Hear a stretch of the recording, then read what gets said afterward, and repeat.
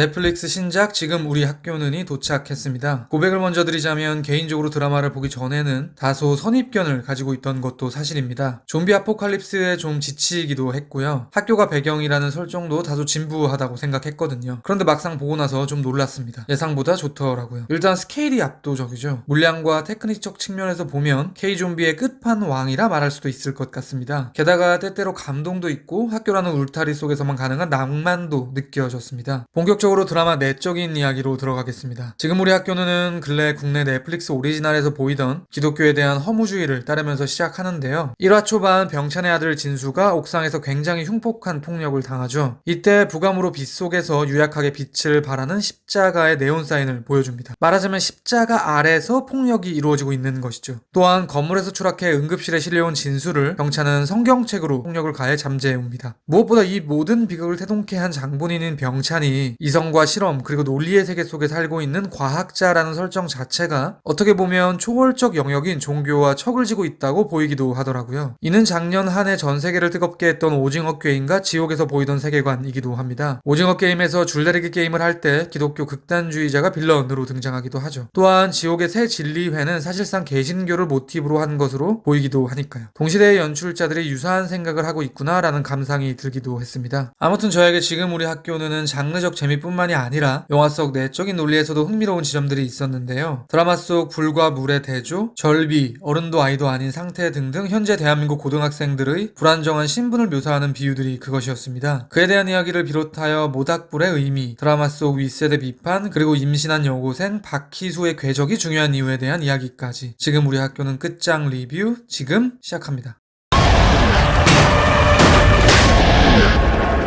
제발 도와주세요.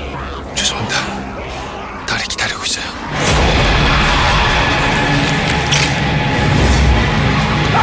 지금 우리 학교는에서 명징하게 대조를 보이는 이미지는 불과 물입니다. 제가 보기에 불은 결국 모든 비극의 시작인 요나스 바이러스와 연관이 있는 것 같습니다. 요나스 바이러스는 테스토스테론을 정제해서 만든 것인데요. 간단하게 말해 분노를 자양분으로 하는 바이러스입니다. 분노는 화일 것이고 화와 제일 잘 어울리는 이미지는 불이겠죠. 실제로 드라마에서 학폭 피해자로 묘사되는 민은지는 학교에 불을 지르고 싶다고 말합니다. 그리고 결국 불을 지르죠. 이러한 불을, 그러니까 분노를 잠재울 수 있는 것은 물일 것입니다. 드라마에서 본격적으로 시작되는 좀비 아포칼립스의 무대는 학생 식당인데요. TMI로 개인적으로 이 시리즈 전체에서 테크닉적으로 가장 인상 깊었던 시퀀스이기도 합니다. 아무튼 갑작스럽게 불어닥친 카오스로 인해 식당 주방에서 불이 시작되자 스프링클러가 작동해 물바다가 되면서 공간은 아비규환을 이룹니다. 언급드렸듯 이 장면은 지옥도의 시작이면서 동시에 온조와 청산이 처음으로 힘을 모아 탈출을 시도하는 장면이기도 한데요. 저에게 이 시퀀스가 일종의 선전포고로 보이는 거예요. 말하자면 지금 우리 학교는 불로 물을 끄는 드라마다. 즉 집단적 분노로부터 해방되기 위해 물의 도움이 필요한 드라마다 라고 말하고 있는 것처럼 보이는 거죠. 이러한 물에 대한 보다 구체적인 설명을 드리기 위해서는 이 시리즈에 내포되어 있는 세대론에 대한 이야기를 드려야 될 것 같습니다. 지금 우리 학교는에서 대다수의 윗세대는 상당히 부정적으로 그려지고 있죠. 우선 미성년자들을 구하기 위해 제대로 투입되는 공권력은 거의 없습니다. 심지어 왔다가 정책상 그냥 돌아가기도 하죠. 무엇보다 이 바이러스를 만든 병찬은 직접적인 피해를 입는 인물들의 아버지 세대이기도 한데요. 한 발 더 밀고 나가 그가 이렇게 악마 같은 마음을 먹게 된 데에는 어른들이 만든 부조리한 시스템과 사회의 계층적 문제 때문인 것으로 묘사되죠. 그러니까 학교에서 처음 바이러스가 시작되었다는 측면에서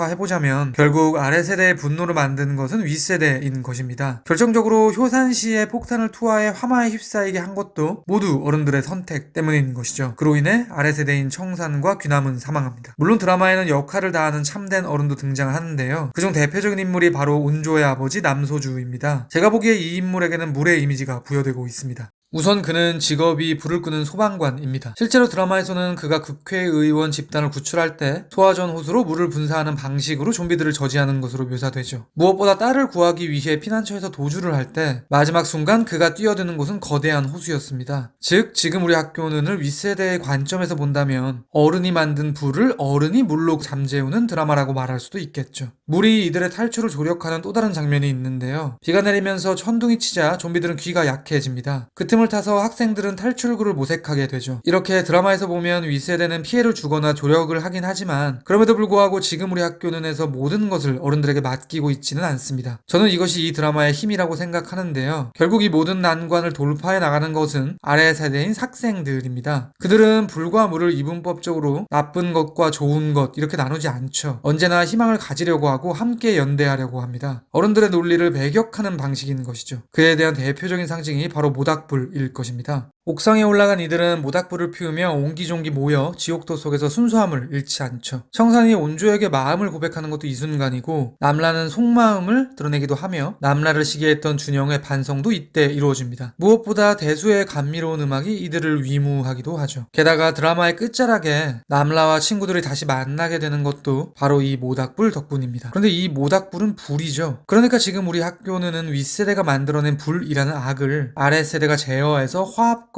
희망의 도구로 뒤바꾸는 일종의 성장 영화라고 말할 수도 있을 것입니다.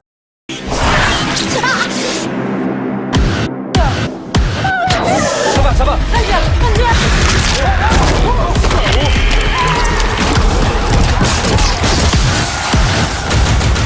지금 우리 학교는에서 저에게 흥미로웠던 묘사 중 하나는 고등학생이라는 신분에 대한 조명입니다. 남라는 이렇게 얘기하죠. 우리는 성인도 아니고 아이도 아닌 소속이 애매한 상태다. 드라마에서는 그러한 혼란스럽고 불안정한 상태에 대한 비유가 곳곳에 놓여 있습니다. 첫 번째는 절비라는 요나스 바이러스의 진화된 좀비의 형태가 그것이겠죠. 인간도 아니고 좀비도 아닌 상태입니다. 이에 대해 병차는 실험 중에 신인류라는 단어를 사용하기도 하는데요. TMI지만 작년 칸 국제영화제 황금 종려상 수상작인 줄리아 디크루노 감독의 티탄이 떠오르기도 하더라고요. 헐겁게 말하면 티탄은 신인류 탄생에 대한 이야기이기도 하니까요. 아무튼 드라마에서 절비로 변하는 대표적인 인물은 3명입니다. 남라, 귀남, 은지. 저는 이 3명을 절비로 묘사했다는 사실이 굉장히 의미심장해 보이더라고요. 왜냐하면 이 세 캐릭터는 학생이기 때문에 겪을 수밖에 없는 상당히 불안정한 상태에 놓여 있거든요. 실제로 절비가 되는 어른은 드라마에서 한 명도 나오지 않죠. 우선 남라는 언급드렸듯 학생이라는 불투명한 정체성에 대해 정확히 파악하고 있는 인물이기도 하고요. 개인적인 관점에서 봤을 때도 반장이자 전교 1등이라는 다른 친구들의 시기의 대상이면서 동시에 본인은 친구가 없어 외로움을 타고 담배라는 비행을 저지르는 양가적 상태에 있는 인물입니다. 다음은 귀남. 청산이 말했듯 그는 일진도 아니고 일반 학생도 아닌 그 중간 어디쯤에 놓인 이도저도 아닌 상태의 인물입니다. 그는 존재하지 않는다라고 말할 수 있을 정도로 존재 자체가 불안정한 캐릭터죠.